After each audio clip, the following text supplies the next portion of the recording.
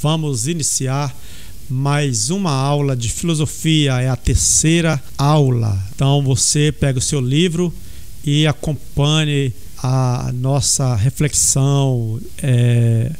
Vamos organizar as câmeras, vamos abrir a página do livro. Então hoje nós vamos falar sobre Locke, John Locke, no tópico 5, Locke e a política liberal.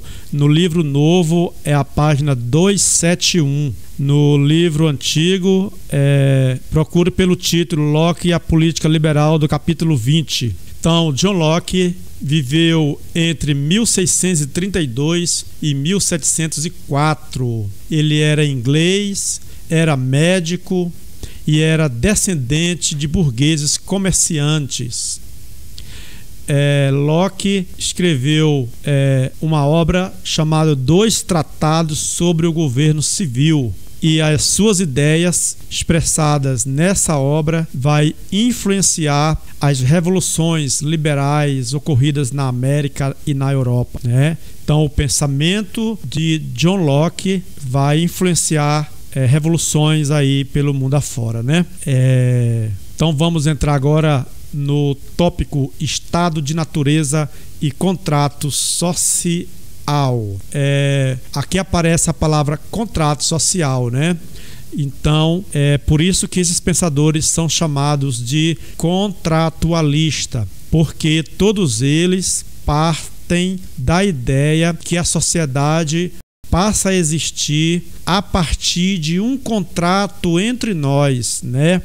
Essa palavra contrato entre aspas, chamado de contrato social, que é um acordo que a gente faz para viver em grupo. Então, estado de natureza é aquela situação antes da existência da sociedade. O Locke, ele fala das dificuldades de viver em estado de natureza, né? É muito mais difícil, segundo ele, viver no estado de natureza do que viver em sociedade. Então, os seres humanos, os homens e as mulheres, vão fazer um contrato social para viver em sociedade para benefícios, para busca de benefícios.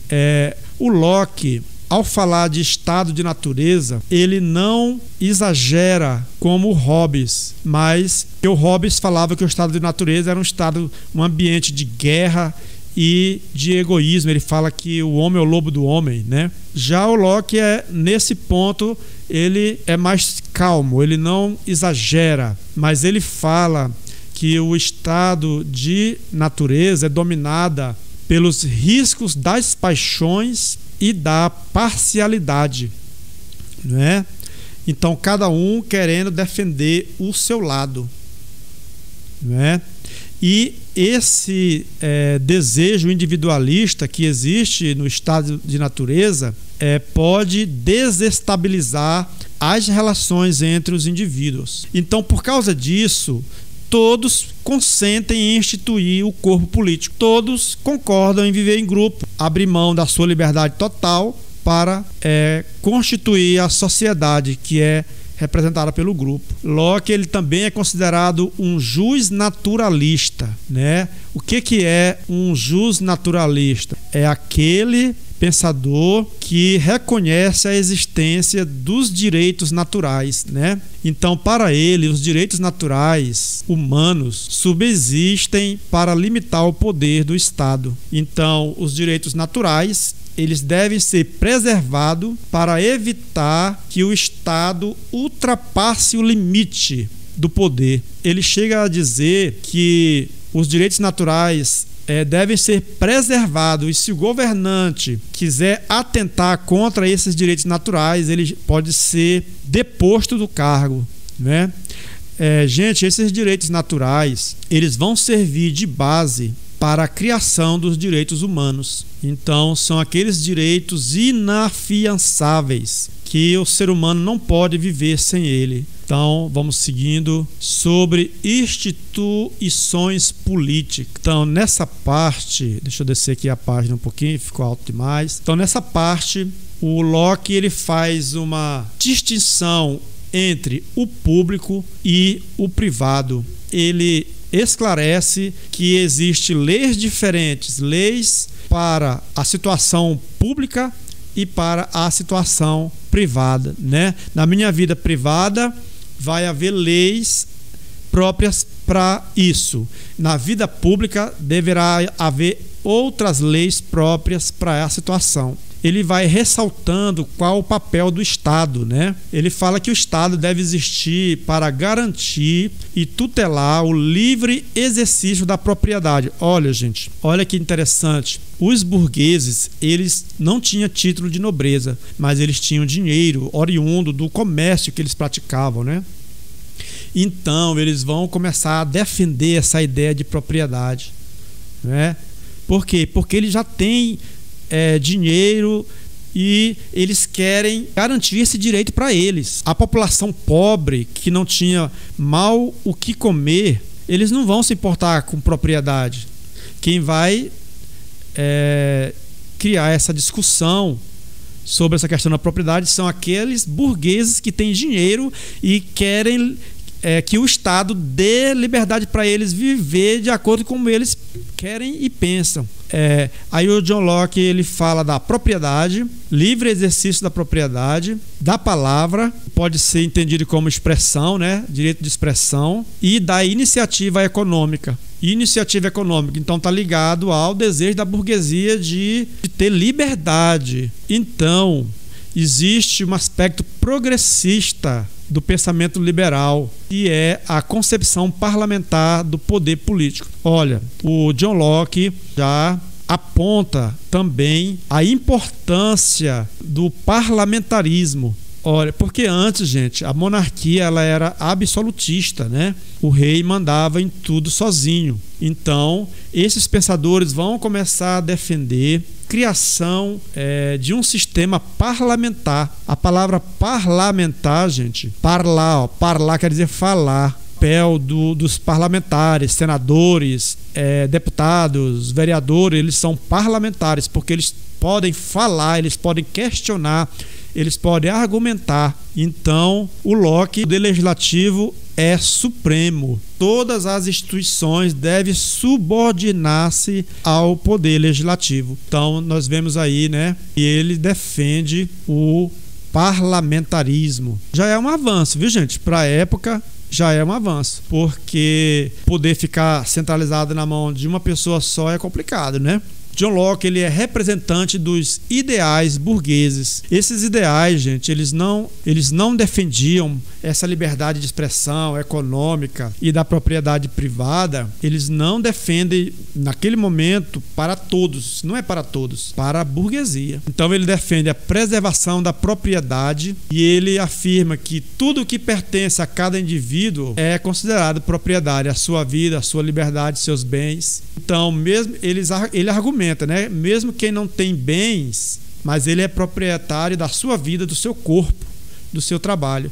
Olha, isso aí também já é um avanço, porque essa afirmação vai contra a escravidão, porque na escravidão o senhor, dono dos escravos, ele era dono daquela pessoa como se ela fosse uma mercadoria. Então esse pensamento já representa um avanço, né? Porque dentro dessa concepção não pode haver escravidão. Então, a concepção de liberdade em Locke, ela não é ampla para todos, aquilo que eu falei, pois apenas os que possuem riqueza significativa têm plena cidadania, podendo votar e ser votado. Naquele momento, gente, os pobres, eles não tinham espaço para participar. Essas discussões aí ficavam só entre a elite, os burgueses ricos, né, que ficavam discutindo isso, porque eles estavam preocupados com o espaço deles na sociedade daquele momento. Então, o elitismo que persistia na raiz do liberalismo. Ou seja, tá vendo? O liberalismo, quando ele inicia de uma forma elitista. Não é para todos, é para uma elite. Nós vamos finalizar aqui o estudo sobre o pensador John Locke.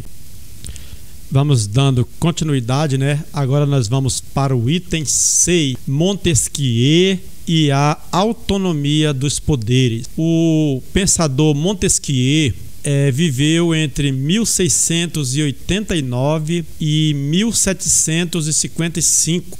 Ele era francês, de família nobre. Ele era conhecido como Barão de Montesquieu.